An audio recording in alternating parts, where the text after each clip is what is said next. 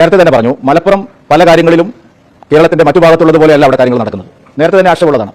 നമ്മളിപ്പോൾ ശബരിമല വ്രത നോക്കുന്ന കാലത്ത് കടകളിലൊന്നും നിർബന്ധപൂർവ്വം അവിടെ വെജിറ്റേറിയൻ കച്ചവടമേ നടത്താൻ പാടുള്ളൂ എന്ന് പറയാറില്ല.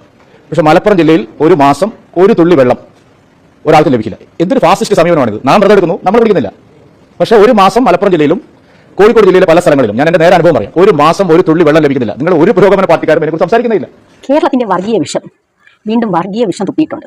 അയാൾക്ക് ഇപ്പോൾ 5 പൈസയുടെ ജോലിയുമില്ല, കൂലിയുമില്ല. അപ്പോൾ എന്തെങ്കിലുമൊക്കെ പറഞ്ഞമയം കൊല്ലണ്ടേ? അങ്ങനെ വെറുതെ ചൊറിഞ്ഞിരുന്നപ്പോൾ മലപ്പുറവുമായി ബന്ധപ്പെട്ട ഒരു വർഗീയ വിഷം ചീറ്റി. നോയമ്പ് കാലത്ത് അദ്ദേഹത്തിന് ദാഹിച്ച വെള്ളം പോലും കിട്ടിയില്ല എന്ന്. അദ്ദേഹം ബീഫും കഴിച്ച് ദാഹിച്ചു തന്നപ്പോൾ അല്പം വെള്ളമെങ്കിലും കൊടുക്കാമായിരുന്നു. ആ ഒരു സാമാന്യ മര്യാദയെങ്കിലും മലപ്പുറംകാർ കാണിക്കണ്ടേ? അപ്പോൾ പിന്നെ അദ്ദേഹം എങ്ങനെയാണ് പ്രതികരിക്കാതിരിക്കുക? ഒരു നിമിഷം കരുതി അദ്ദേഹം ഉത്തരേന്ത്യയിലാണ് നിൽക്കുന്നത്. ഉത്തരേന്ത്യയിലാണ് ഇങ്ങനെയുള്ള കാര്യങ്ങളൊക്കെ നടക്കുന്നത്. ക്ഷേത്രങ്ങളിലെ പരിസരങ്ങളിൽ മാംസാഹാരം നിരോധിക്കുക, ഉത്സവകാലഘട്ടങ്ങൾ. അത് യഥാർത്ഥ ഹിന്ദുക്കളല്ല ചെയ്യുന്നത്, സംഘപരിവാറാണ്. അലിദാന നഗരത്തിൽ 800-ലധികം ക്ഷേത്രങ്ങളുണ്ട്. അതിൽ ഏറ്റവും പ്രശസ്തമായ ക്ഷേത്രമാണ് ആദിനാഥ് ക്ഷേത്രം. ഇപ്പോൾ നോൺ വെജ് നിയമവിരുദ്ധമാക്കിയതിന്റെ പ്രധാന കാരണങ്ങളിലൊന്ന് ഈ ക്ഷേത്രങ്ങളുടെ എണ്ണം തന്നെയാണ്.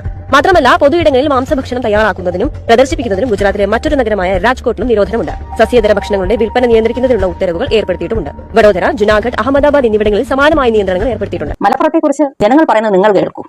എനിക്ക് മലപ്പുറത്തെക്കുറിച്ച് പറയാനുള്ളത് വളരെ നിഷ്കളങ്കരായ ആൾക്കാർ താമസിക്കുന്ന, ആൾക്കാർ വളരെ സൗഹൃദത്തോടു കൂടി താമസിക്കുന്ന ഒരു പ്രദേശമാണ് മലപ്പുറം ജില്ല. ആൾക്കാർക്ക് പുറത്തു നിന്ന് എന്തൊക്കെ പറഞ്ഞെങ്കിലും ഇവിടുത്തെ ആൾക്കാരുടെ സ്നേഹം അനുഭവിച്ചറിയുമ്പോഴാണ് നമ്മൾ അതിന്റെ സത്യാവസ്ഥ കണ്ടെത്തുന്നത്. ഇവിടുത്തെ അവരുടെ ആ സ്നേഹത്തിൽ ഞങ്ങൾ ഇവിടെ ഉറച്ചു നിൽക്കുകയാണ്. മലപ്പുറത്തെക്കുറിച്ച് അങ്ങനെ ആൾക്കാർ പറയുന്ന, അങ്ങനെ മോശമായി പറയുന്ന ഒരു അനുഭവങ്ങളും എനിക്കുണ്ടായിട്ടില്ല. ഇവിടെ ഇന്നിപ്പം ഒരു നേതാവിന്റെ പ്രസ്താവന കേട്ടു, മലപ്പുറം ജില്ലയിൽ ഒരു മാസം വെള്ളം കിട്ടുകയില്ല. ഞാൻ ഇത്രയും വർഷം ഇവിടെ താമസിച്ചിട്ട് എനിക്ക് അങ്ങനെ ഒരു അനുഭവം ഉണ്ടായിട്ടില്ല. അതുപോലെ ഞാൻ ഈ കാണുന്ന സ്കൂളിലെ അധ്യാപികയാണ്. ഇത് ജനറൽ സ്കൂളാണ്. ഇവിടെ നോമ്പിന്റെ സമയത്ത് സ്കൂൾ പ്രവർത്തിക്കുന്നുണ്ട്. ഇവിടെ എന്നും കുട്ടികൾക്ക് ഉച്ചഭക്ഷണം കൊടുക്കുന്നുണ്ട്. സ്കൂളിൽ സാധാരണ കൊടുക്കുന്നത് പോലെ തന്നെ അപ്പോഴും കുട്ടികൾക്ക് ഉച്ചഭക്ഷണം കൊടുക്കുന്നുണ്ട്. ഈ വ്രതം അനുഷ്ഠിക്കുന്ന അധ്യാപകർ തന്നെയാണ് ഭക്ഷണം കുട്ടികൾക്ക് വിളമ്പുന്നതും കൊടുക്കുന്നതും അതിന് മേൽനോട്ടം വഹിക്കുന്നതും എല്ലാം അവർ തന്നെയാണ്. അതിലൊരു മുടക്കവും ഇന്ന് വരെ വന്നിട്ടില്ല. എനിക്ക് അങ്ങനെ ഒരു, ഞാൻ കൗൺസിലർ ആയതുകൊണ്ട് തന്നെ ഞാൻ ഈ നോമ്പ് കാലത്ത് അപ്പോൾ ഞാൻ പുറത്തേക്കും മുനിസിപ്പാലിറ്റിയിലും പുറത്തൊക്കെ പോകേണ്ട ആവശ്യമുണ്ടായിരുന്നു. അങ്ങനെ ഭക്ഷണം കിട്ടാതെ വരികയോ വെള്ളം കിട്ടാതെ വരികയോ ചെയ്തിട്ടില്ല. അവർ വ്രതമുള്ളവർ അത് കഴിക്കുന്നില്ല, അത്രേ ഉള്ളൂ. നമുക്ക് കിട്ടാനൊന്നും ബുദ്ധിമുട്ട് വന്നിട്ടില്ല. മലപ്പുറത്തെ കുറിച്ച് ഞാൻ ഇന്നും സുരേന്ദ്രൻ പറഞ്ഞിട്ട് മലപ്പുറത്ത് ചോറ് കിട്ടത്തില്ല. സുരേന്ദ്രൻ ഇവിടെ നിന്ന് വരാൻ പറയും. ഈ ബിംബൂർ സ്കൂളിൽ കഴിഞ്ഞ മാസം ഏതെങ്കിലും അധ്യാപകർ ചോദിക്കാൻ പറയും, ചോറ് കിട്ടാതിരുന്നിട്ടുണ്ട് പിള്ളേർക്കും. എല്ലാവർക്കും കിട്ടിയിട്ടുണ്ട്. പിന്നെ വെള്ളാപ്പള്ളി എൻ്റെ അടുത്ത നാട്ടുകാരൻ, ആൽപ്പഴക്കാരനാണ്. അത് തുടങ്ങുന്ന കാലം തൊട്ടേ ഇങ്ങനെ. അപ്പോൾ വെള്ളാപ്പള്ളിയെ കുറിച്ച് ശരിക്കും എനിക്കറിയാം. രാഷ്ട്രീയത്തിൽ വെള്ളാപ്പള്ളി പറഞ്ഞിട്ടുണ്ടെങ്കിൽ അത് എപ്പോഴും തിരിച്ചാൽ പറയുന്നത്. എവിടെയെങ്കിലും വിഷമുള്ള വാക്ക് പറഞ്ഞിട്ട് വെള്ളാപ്പള്ളി പോകത്തുള്ളൂ. ഏറ്റവും നല്ല ആൾക്കാർ. അല്ലെങ്കിൽ ഞങ്ങൾ ഇവിടെ പോകണമായിരുന്നല്ലോ. ഇതാണ് മലപ്പുറത്ത് ജീവിക്കുന്ന മനുഷ്യർക്ക് പറയാനുള്ളത്. അദ്ദേഹത്തിന്റെ പാർട്ടിയുടെ മുൻ അധ്യക്ഷൻ മലപ്പുറം എത്ര മനോഹരമെന്നാണ് പറഞ്ഞിരിക്കുന്നത്.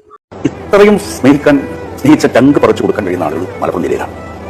ഇത് എനിക്ക് അനുഭവമുള്ളതാണ്. ഇത് നമ്മൾ എന്തെങ്കിലും ഒരു കെട്ടിച്ചമച്ച് പറയേണ്ട കാര്യമില്ല. പിന്നെ ജനങ്ങൾ ഇത്രയും സ്നേഹിക്കുന്ന ആളുകൾ, 100 കണക്കിന് ചെറുപ്പക്കാരായിട്ടുള്ള മുസ്ലിം യുവാക്കന്മാർ എന്റെ സുഹൃത്തുക്കൾ. നമുക്ക് അവരെ ആശ്രയിക്കാം, നമുക്ക് അവരെ വിശ്വസിക്കാം. ഇയാൾക്ക് മുസ്ലിം സമുദായത്തിന് എന്തെങ്കിലും ഞോണ്ടി ഇരുന്നില്ലെങ്കിൽ ഇദ്ദേഹത്തിന് ഉറക്കം വരികയില്ല.